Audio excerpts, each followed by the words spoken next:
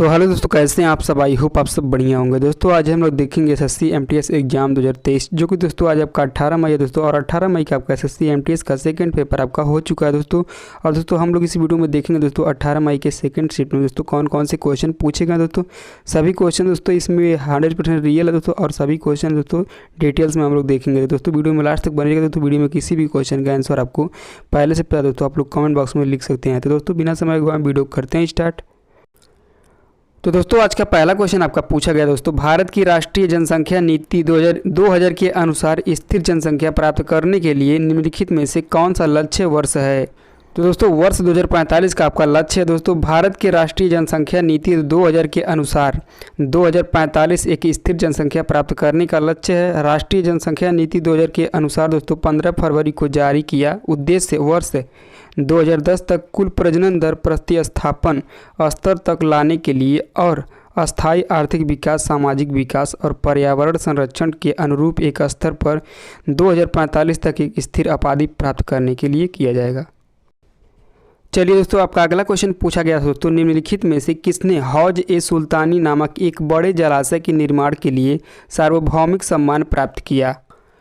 तो दोस्तों सुल्तान इल्तुतमिश ने दिल्ली एकूहना के ठीक बाहर एक बड़ी जलाशय के निर्माण के लिए सार्वभौमिक सम्मान प्राप्त किया। इसे हौज ए सुल्तानी या राजाओं का जलाशय कहा जाता था दोस्तों। इल्तुतमिश कुतुबुद्दीन ऐबक के बाद सिंहासन पर बैठा। यह ममलूक राजवंश से संबंधित दिल्ली सल्तनत के तीसरे शासक थे। उसने 40 वफादार गुलाम अमीरों के एक दल का गठन किया, जिसे तुर्कान ए चहलगानी के नाम से भी जाना जाता है, जिसे दोस्तों चालीसा भी कहा जाता है दोस्तों। तो ये सभी महत्वपूर्ण पॉइंट आपको ध्यान में रखना है दोस्तों, क्योंकि अगले शिफ्टों में दोस्तों यहाँ से क्वेश्चन देखने को मिल ही सकता है दोस्तों। तो जितने भी क्वेश्चन आपके पूछे गए हैं, जितने भी महत्वपूर्ण फैक्ट हैं दोस्तों, आप उन्हें ध्यान में रखिए दोस्तों, क्योंकि ऐसे ही क्वेश्चन पूछे जा रहे हैं दोस्तों रिपीटेड। चलिए दोस्तों अगला क्वेश्चन आपका पूछा गया दोस्तों, घनानंद को किसने हराया था। तो दोस्तों पाटलिपुत्र पर अधिकार करने के बाद चंद्रगुप्त मौर्य ने 321 ईसा पूर्व में घनानंद का कत्ल किया और दोस्तों मौर्य साम्राज्य की स्थापना की। तो दोस्तों यहाँ पे ये भी आपको इस पर भी ध्यान रखना है दोस्तों। अगले शिफ्टों में दोस्तों यहाँ से क्वेश्चन मिल सकते हैं। चलिए दोस्तों अगला क्वेश्चन आपका पूछा गया दोस्तों, ईसोटॉप्स किसे कहा जाता है। तो दोस्तों समस्थानिक एक ही तत्व के परमाणु जिनका परमाणु संख्या समान होता है परंतु दोस्तों परमाणु भार अलग अलग होते हैं, उन्हें समस्थानिक कहा जाता है। चलिए अगला क्वेश्चन आपका पूछा गया था दोस्तों, दिल्ली के लाल किला का निर्माण किसने करवाया था। तो दोस्तों लाल किला, जिसे रेड फोर्ट इंग्लिश में कहते हैं दोस्तों, पुरानी दिल्ली भारत में स्थित है दोस्तों। यह शाहजहां द्वारा 17वीं शताब्दी के मध्य में बनाया गया था और यह एक प्रमुख पर्यटक आकर्षण बना हुआ है दोस्तों। किले को 2007 में यूनेस्को की विश्व धरोहर स्थल के रूप में नामित किया गया था दोस्तों। ये भी आपको ध्यान में रखना है दोस्तों। मूल रूप से शहर के पसंदीदा रंग लाल और सफ़ेद हैं। इसके डिजाइन का श्रेय वास्तुकारक उस्ताद अहमद लाहौरी को जाता है दोस्तों, जिन्होंने ताजमहल भी बनवाया था दोस्तों। बनाया नहीं था, बनाया था उस्ताद अहमद लाहौरी ने।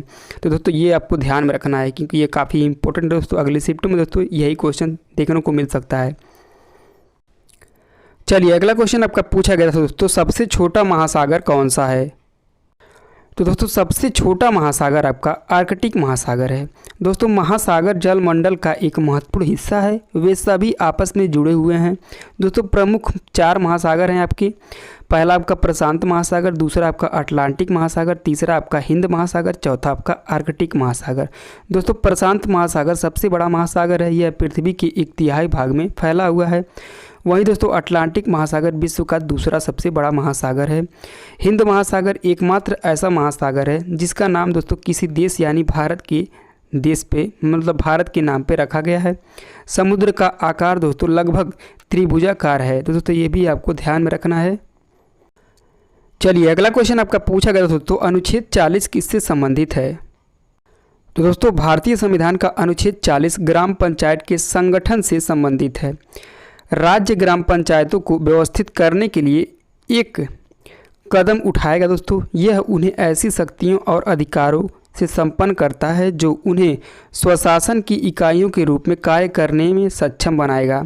भारत के संविधान में दोस्तों अनुच्छेद 43B सहकारी समितियां के संवर्धन से संबंधित दोस्तों ये भी आपको ध्यान में रखना है। अनुच्छेद 43B सहकारी समितियों से संवर्धन संबंधित है। चलिए अगला क्वेश्चन आपका पूछा गया दोस्तों, निम्नलिखित में से कौन सा सारंगी वादक हैं? तो दोस्तों ये आपका ऑप्शन पे डिपेंड करता है दोस्तों। अगर जो ऑप्शन में आपके पंडित राम कृष्णा थे तो दोस्तों इसका राइट आंसर आपका पंडित राम कृष्णा हो जाएगा। और दोस्तों अन्यथा दोस्तों आप लोग देख लीजिएगा दोस्तों, सारंगी के वादक दोस्तों शकूर खान हैं, पंडित राम नारायण हैं, रमेश मिश्रा हैं, सुल्तान खान हैं, दोस्तों अन्य भी हैं। चलिए दोस्तों अगला क्वेश्चन आपका पूछा गया दोस्तों, किसान अपने लिए जो खेती करते हैं उन्हें कौन सा खेती कहा जाता है? तो दोस्तों उन्हें आजीविका कृषि कहा जाता है। खेती का वह रूप जिसमें किसान और किसान के परिवार के निर्वाह के लिए लगभग सभी फसलें उगाई जाती हैं या पाली जाती हैं, पारंपरिक रूप से आजीविका कृषि के रूप में जानी जाती है। आदिम जीवन निर्वाह कृषि भूमि के छोटे छोटे टुकड़ों पर की जाती है, जिसमें कुदाल, ताव और खुदाई की छड़ें जैसी आदिम उपकरण और परिवार समुदाय श्रम होते हैं। चलिए अगला क्वेश्चन आपका पूछा गया दोस्तों, सबसे कम जनसंख्या वाला राज्य कौन सा है? तो दोस्तों यह आपका 2011 की जनगणना के अनुसार सिक्किम की जनसंख्या सबसे कम अर्थात दोस्तों 6,10,577 है। दोस्तों 2011 की जनगणना के अनुसार लगभग जनसंख्या के साथ मिजोरम भारत का दूसरा सबसे कम आबादी वाला राज्य है। दोस्तों ये भी आपको ध्यान में रखना है। और दोस्तों वहीं आपका ज़्यादा पूछे थे दोस्तों, आपका उत्तर प्रदेश है, फिर महाराष्ट्र है, फिर बिहार है दोस्तों। तो दोस्तों ये भी आपको ध्यान में रखना है। सबसे अधिक जनसंख्या पूछे थे दोस्तों उत्तर प्रदेश, दूसरे पे आपका महाराष्ट्र, तीसरे पे आपका बिहार। चलिए दोस्तों अगला क्वेश्चन आपका पूछा गया दोस्तों, पानीपत का तृतीय युद्ध किसके बीच हुआ था दोस्तों? तो दोस्तों पानीपत की तीसरी लड़ाई दोस्तों 1761 में अफगान आक्रमणकारी अहमद शाह अब्दाली और पुणे के दोस्तों सदाशिव भाऊ पेशवा के तहत मराठों के बीच लड़ा गया था दोस्तों। यह लड़ाई दोस्तों अहमद शाह अब्दाली ने सदाशिव भाऊ को हराकर जीत लिया था। और यही दोस्तों बात करें दोस्तों पानीपत का प्रथम युद्ध, तो दोस्तों पानीपत का प्रथम युद्ध आपका 1526 में दोस्तों बाबर और इब्राहिम लोदी के बीच हुआ दोस्तों। और दोस्तों पानीपत का द्वितीय युद्ध 1556 में आपका अकबर और हेमू के बीच हुआ था दोस्तों। तो दोस्तों ये भी आपको ध्यान में रखना है। चलिए दोस्तों अगला क्वेश्चन आपका पूछा गया दोस्तों, 2016 सरोगेसी बिल किसको समाप्त करने के लिए आया था दोस्तों? तो दोस्तों 19 दिसंबर को लोकसभा ने सरोगेसी विधेयक 2016 पारित कर दिया था। इस विधेयक में देश में कमर्शियल उद्देश्यों से जुड़ी सरोगेसी पर रोक लगाने, सरोगेसी का दुरुपयोग रोकने के साथ ही निसंतान दंपत्ति को संतान सुख की प्राप्ति सुनिश्चित करने के प्रावधान किए गए थे दोस्तों। ये प्रावधान है। चलिए अगला क्वेश्चन आपका पूछा गया दोस्तों, पेमेंट विजन 2025 किसने लॉन्च किया है? तो दोस्तों ये आपका आरबीआई ने लॉन्च किया है, यानी कि दोस्तों रिजर्व बैंक ऑफ इंडिया। चलिए अगला क्वेश्चन आपका पूछा गया दोस्तों, बस्तर का मेला कहाँ लगता है?